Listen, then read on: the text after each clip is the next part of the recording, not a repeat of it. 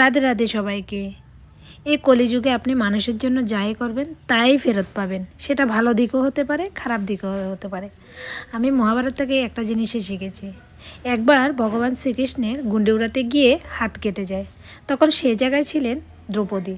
তো দ্রৌপদীর শাড়ির আঁচলটা ছিঁড়ে তখন কাটা জায়গা বেঁধে দেয় ভগবান শ্রীকৃষ্ণের। আবার যখন সময়ের পরিবর্তন হয়, দ্রৌপদীর বস্ত্রহরণ হচ্ছিল, তখন ভগবান শ্রীকৃষ্ণ এসেই দ্রৌপদীকে বস্ত্রদান করেছিলেন। তার মানে দ্রৌপদী ভালো কাজ করেছিলেন, তার জন্য ভালো ফল পেয়েছেন। আর একদিকে গুরু দ্রোণাচার্য অর্জুনকে শ্রেষ্ঠ ধনুর্ধার বানানোর জন্য বা ধনুর্বীর বানানোর জন্য একলব্যর আঙ্গুল কেটে নিয়েছিলেন।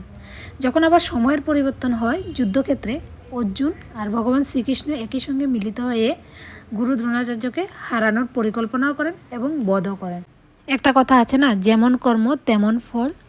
সেটা মহাভারতের ক্ষেত্রেই হোক আর মানুষের ক্ষেত্রেও, শুধু সময়ের অপেক্ষা।